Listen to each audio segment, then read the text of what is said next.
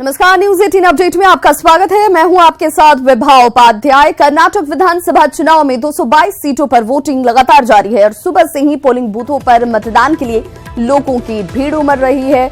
सुबह 11 बजे तक 24% मतदान की खबर सामने आई है। हसन जिले के लोहन सिपुरा में पूर्व प्रधानमंत्री एसडी देवगौड़ा ने अपने मताधिकार का प्रयोग किया और भाजपा के मुख्यमंत्री पद के उम्मीदवार येदियुरप्पा ने शिकारपुर से अपने वोट डाले। मतदान से पहले उन्होंने मंदिर में पूजा अर्चना की। वहीं कर्नाटक में भाजपा के प्रमुख चेहरों में शामिल केंद्रीय मंत्री सदानंद गौड़ा ने पुत्तूर से अपना वोट डाला और कर्नाटक विधानसभा में कुल 2622 उम्मीदवार अपनी किस्मत आजमा रहे हैं, जिनमें बीजेपी के 222, कांग्रेस के 220, जेडीएस के 200 और बीएसपी के 19 उम्मीदवार चुनावी मैदान में।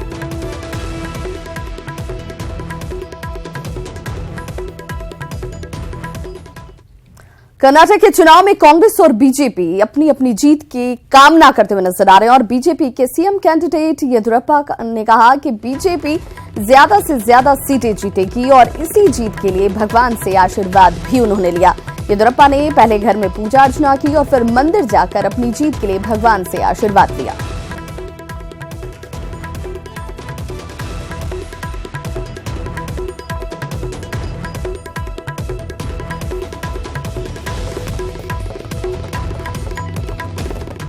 बीजेपी नेता सदानंद गौड़ा ने कर्नाटक में इस बार बीजेपी की सरकार बनने का दावा किया है और इसके साथ ही उन्होंने कहा कि इस बदलाव के लिए जनता भारी संख्या में मतदान करेगी। Will be increase in voting percentage because they want to remove this government so that a new government should be rule the coming days. For that reason, automatically, the more and more percentage of people will vote. And atmosphere for Bharatiya Janata Party is very good, and we are going to cross 150 seats. And as I told you 1 week back that I am going to form the government on 17th. I will go to Delhi on 15th evening and meet Prime Minister and also All India President and all our other ministers. They have come and they have supported us. I will ask them to come to Bangalore. Karnataka का कुरुक्षेत्र देखिए, जिसमें आज जनता जनार्दन जो है वो voting कर इन तमाम प्रत्याशियों की किस्मत को कैद कर रही है। चुनावी मैदान में 2622 उम्मीदवार हैं और दावे अपने अपने अस्तर से जीत के किए जा रहे हैं। बीजेपी के 222, कांग्रेस के 220, जेडीएस के 200 और बीएसपी के 19 उम्मीदवार इस बार चुनावी मैदान में, जिनकी किस्मत का फैसला आज यहां की जनता कर रही है। कर्नाटक में कुल 5 करोड़ से ज्यादा वोटर हैं। और अब बात महाराष्ट्र की कर लेते हैं, जहां के औरंगाबाद में बीती रात 2 समुदायों के बीच जमकर हिंसा भड़क उठी। हिंसा में दर्जनों गाड़ियां फूंक दी गई। औरंगाबाद के पुराने इलाके में अभी भी तनाव की स्थिति बनी हुई है। दंगाइयों पर काबू पाने के लिए पुलिस ने गोलियां भी चलाई।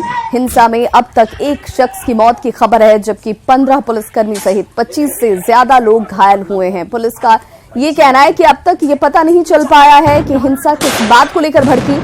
कहा यह जा रहा है कि अवैध रूप से लगाई गई पानी की पाइपलाइन काटने में भेदभाव के चलते झगड़े की शुरुआत हुई।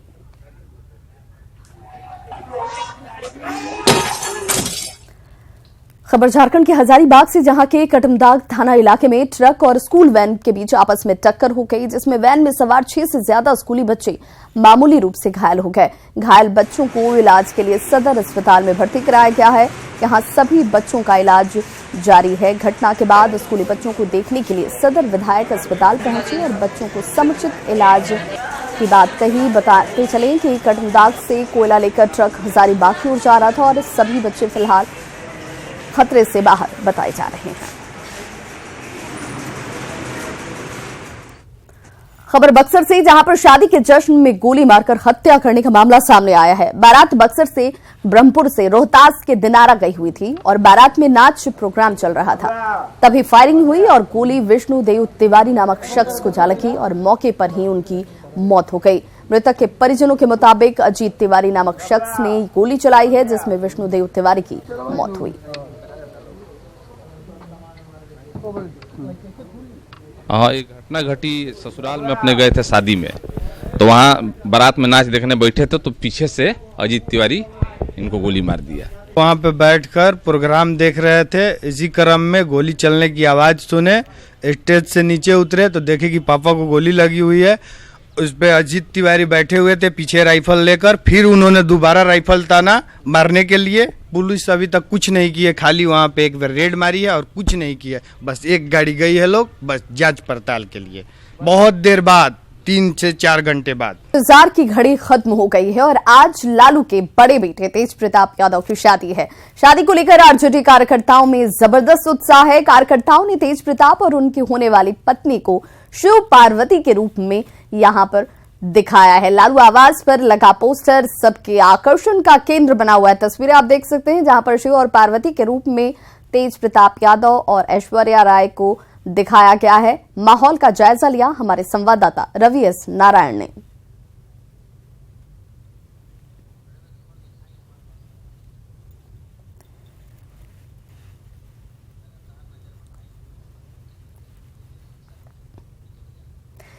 तो तस्वीरें आप देख रहे हैं और हमारे सहयोगी बताएंगे आपको कि किस तरीके से इस पोस्टर को लेकर उत्सुकता और चर्चाएं भी शुरू हो गई हैं, क्योंकि इस तस्वीर में तेज प्रताप यादव को शिव के रूप में और आज ऐश्वर्या से उनकी शादी होने जा रही है और पार्वती के रूप में ऐश्वर्या राय को दिखाया गया है।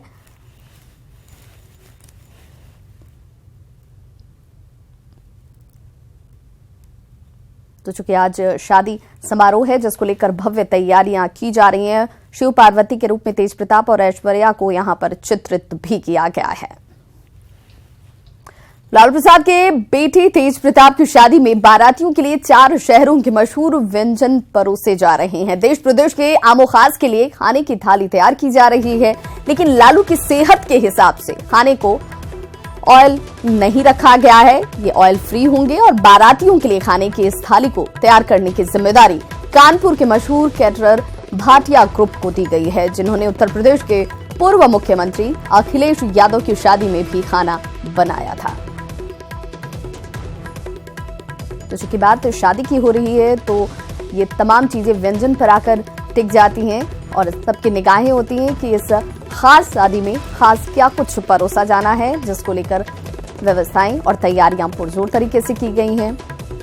उत्तर प्रदेश कानपुर से कैटरर बुलाया गया है जो खास तौर पर व्यंजन बना रहे हैं। आगरे का कुलचे वाले हैं, आगरा से पराठे वाले हैं, कानपुर की इमरती मशहूर है वो है, और उसके अलावा सबसे फेमस हमारे पटना का लिट्टी चोखा है, और उसके अलावा सब खाना शुद्ध शाकाहारी है, लजीज व्यंजन के अनुसार है और आइसक्रीम है। ये सारा इंतजाम किया गया है, जिसकी हम लड़की पक्ष की तरफ से हैं और बेटी वाले हैं, तो हमारा फ़र्ज़ बनता है कि हम अपने बारातियों का हार्दिक स्वागत करें और उनका पूरा ध्यान रखें। तो लालू के बड़े बेटे तेज प्रताप यादव की आज शादी है। घर में खुशियों का माहौल है और ऐसे में बड़ी संख्या में आरजेडी के कार्यकर्ता लालू यादव से मिलने उनके घर पहुंच रहे हैं। आज सुबह से ही कार्यकर्ताओं से लालू प्रसाद की मुलाकात हो रही है। तस्वीरें आपके सामने, जहां पर काफी वक्त के बाद सभी इस इंतजार में थे कि लालू प्रसाद से मुलाकात हो पाए। हालांकि पैरोल की शर्तों की वजह से जरूर वो मीडिया के सामने नहीं आ पा रहे हैं, लेकिन मुलाकाती जो हैं वो जरूर जा करके उनसे मिल रहे हैं।